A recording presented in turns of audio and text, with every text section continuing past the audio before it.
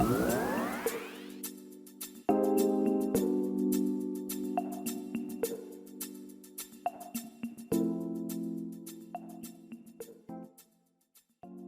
bem, meus amigos? Hoje, dia 21 de janeiro de 2022, sexta-feira, mais uma semana no Congresso Nacional.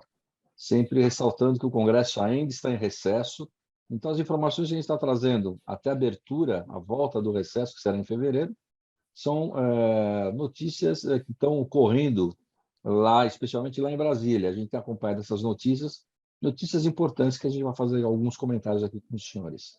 E temos de volta a Daiane, que estava de férias, né? Voltando conosco aqui essa semana, felizmente. Tudo bem, Daiane? Então, traga as informações a respeito das notícias dessa semana para que a gente possa comentar. Forte abraço aí. Obrigada, presidente. Bem, o presidente do Senado, Rodrigo Pacheco, afirmou nesta segunda-feira que pretende pautar para votação em plenário o projeto de lei 1472 de 2021, que pretende criar uma estabilidade e previsibilidade no preço dos combustíveis para, assim, frear o modelo atual de remarcação de frequentes aumentos nos postos de gasolina.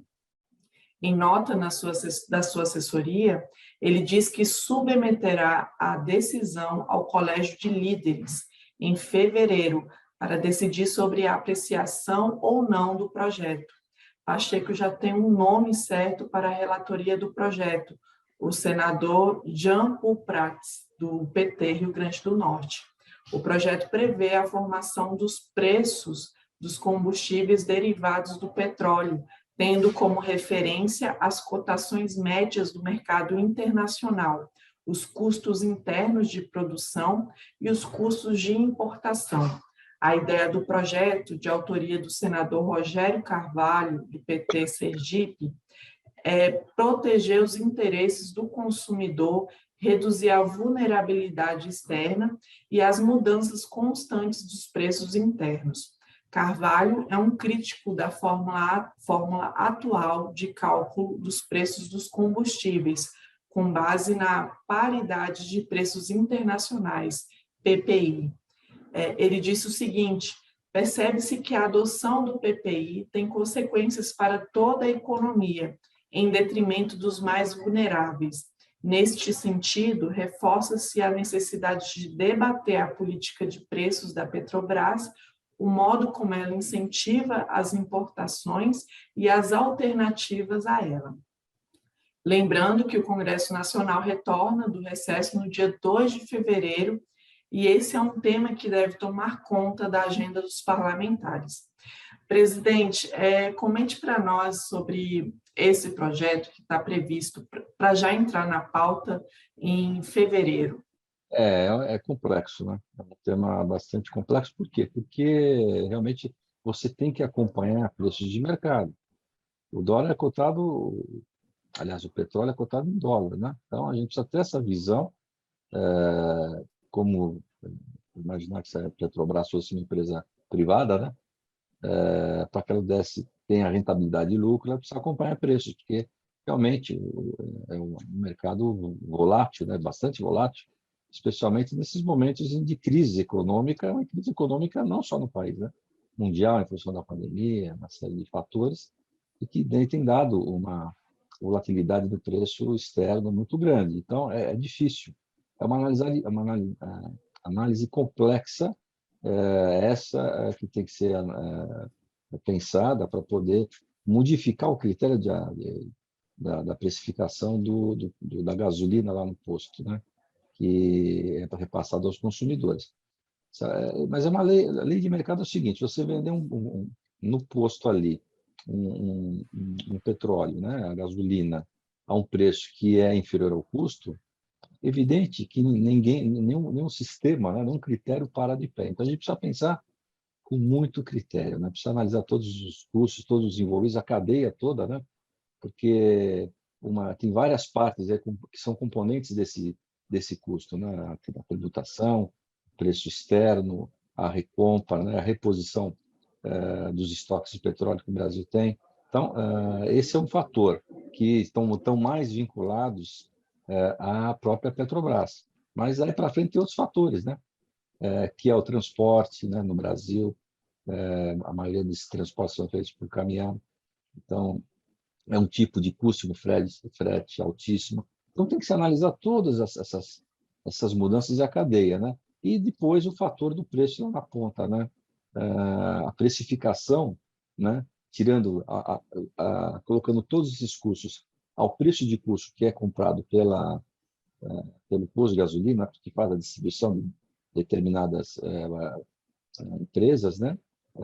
Esse preço, evidentemente, tem que ter uma rentabilidade também para o posto, senão, se ele também for vender abaixo do custo dele, também não compensa, não para de pé a atividade do posto de gasolina. Então, são muitos os componentes. Não é fácil. Eu sei que não é fácil, não é bastante complexo e sempre uma caixa preta também, essa temática, né?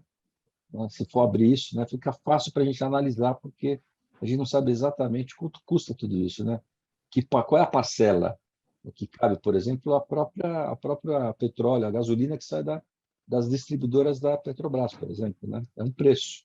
Só que ele chega na bomba com outro preço. E o posto vendido ao consumidor é um outro preço. Então, são vários fatores que têm que ser analisados com muito critério. Eu acho que a análise para a reconstrução, talvez, desse novo entendimento seja necessária, né? É importante, mas não significa para mim, porque não está muito claro ainda, que isso vai fazer com que o preço diminua. Não, não creio que isso vai fazer. Pode ser que cheguemos à conclusão que, de fato, o preço está realmente muito alto, né? E que há margem para que haja uma redução. Então, maravilha. E se não for isso? Se a gente chegar à conclusão contrária, né? Que as margens estão pequenas ou está com alguma margem com pouca rentabilidade ou nenhuma rentabilidade, né? Então, enfim, não sei. Isso é uma análise que a gente não conhece ainda e é bem salutar que se discuta isso lá no Congresso para a gente acompanhar e nós todos brasileiros temos essa condição de entender como é que é feita essa precificação lá na ponta. Bem, presidente, a aprovação da reforma tributária está cercada de dúvidas no Senado. Líderes partidários e integrantes da Comissão de Constituição e Justiça da Casa dizem haver um esforço para o texto ser pautado em fevereiro, mas há resistências entre estados e municípios e setores da economia. Além disso, senadores desconfiam se há interesse do governo em aprovar a proposta. Falas do presidente Jair Bolsonaro reforçam essa percepção. Em entrevista na véspera de Natal e na semana passada, ele disse duvidar da aprovação neste ano. O senador Omar Aziz, do PSD Amazonas, disse o seguinte: se a onda da Ômicron continuar, não haverá reuniões presenciais e aí não tem reforma. O próprio presidente Bolsonaro declarou que passou 30 anos no Congresso e sabe que em ano eleitoral não aprova nada. Além do período eleitoral, há outras dificuldades para a votação do relatório da proposta de emenda à Constituição, a PEC 110, apresentado pelo senador Roberto Rocha, do PSDB Maranhão, como a possibilidade de capitais e alguns estados saírem perdendo na unificação de impostos e na mudança no modelo de cobrança de tributos. A aposta hoje é que a reforma pode até ser aprovada na CCJ, mas tem poucas chances no plenário e quase nenhuma na Câmara. Em movimentação para uma candidatura ao Planalto, Pacheco encampou a proposta como bandeira de sua gestão à frente do Senado, mas tem evitado se comprometer com um prazo. A reforma que tramita na CCJ do Senado é a PEC 110, do ex-deputado Luiz Carlos Rauli, e protocolada por senadores em 2019. A PEC 45, de autoria do economista Bernard Api, e apresentada pelo deputado Baleia Rossi, do MDB São Paulo, na Câmara, ficou na gaveta. O governo, por sua vez, apresentou outro projeto, criando uma nova contribuição federal e unificando PIS e CONFIS. Bem, presidente, qual é a sua percepção em relação às chances de aprovação da reforma? Porque, pelo visto, não teremos essa reforma, não vai sair em 2022. Bom, o que, na minha visão, é ótimo, né? Porque também querer aprovar corrido não é uma boa ideia. O que a gente percebe é que o nosso presidente do Senado, Pacheco, ele está querendo realmente aparecer, né? Nas mídias aí. Então, ele tem trazido, sim, essa vontade de aprovar, não vamos aprovar, vamos fazer, enfim, para aparecer notícias mais relevantes, né? Porque isso, na verdade, a importância desse tipo de reforma, né, tributária, ela é realmente importante, necessária, mas não agora do jeito que está, porque existe realmente pressões ainda de análise, de acertos, né? Não creio, com tudo que foi falado, tudo que foi mexido, que essa proposta ainda esteja totalmente adequada à necessidade das empresas nacionais. Então, a gente precisa tomar muito cuidado, muito critério. Se a gente volta a falar assim, bate nessa tecla, mas é bom a gente falar assim de novo, né?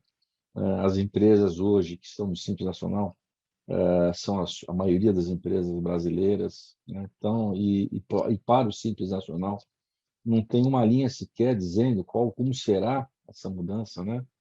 Você conversa em off, todas as pessoas que, lá do Congresso, em geral, tanto deputados como senadores, dizem, não, isso para a empresa do Simples isso não vai mudar. O que não é uma verdade, né? Porque muda sim.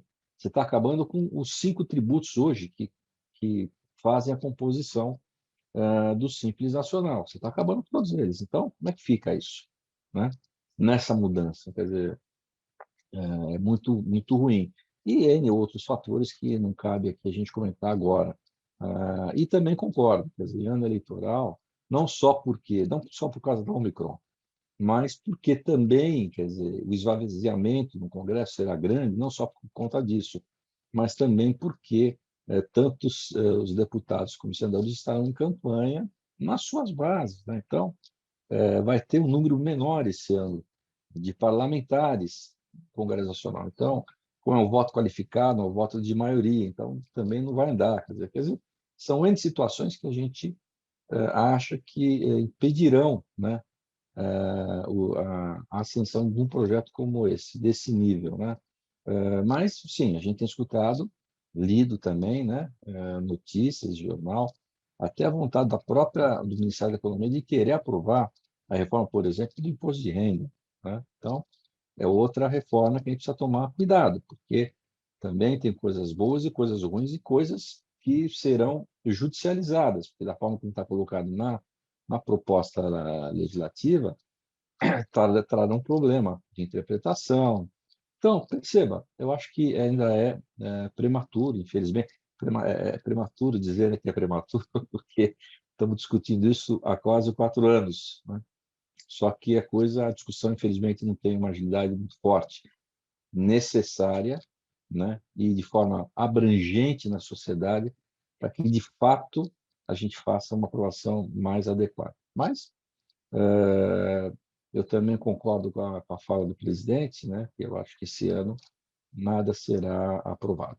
Vamos ver, vamos aguardar, deixa voltar o recesso e vamos ver, de fato, o que os nossos parlamentares vão dizer a respeito das propostas estruturantes, especialmente a tributária e a administrativa. Perfeito, presidente. Muito obrigada pelas colocações, pela opinião sempre muito pertinente. E próxima semana estaremos de volta no mesmo canal, no mesmo horário, trazendo as novidades lá do Congresso Nacional, mesmo estando em recesso, né? Até mais, pessoal. Estamos chegando na última semana que vem, a última semana do mês, né? E na outra já iniciando os trabalhos mais efetivos lá no Congresso e emplacando mais aí as questões políticas, né? Ano eleitoral, e vamos ver como isso vai caminhar, ok? Forte abraço, bom fim de semana e até a semana que vem, se Deus quiser.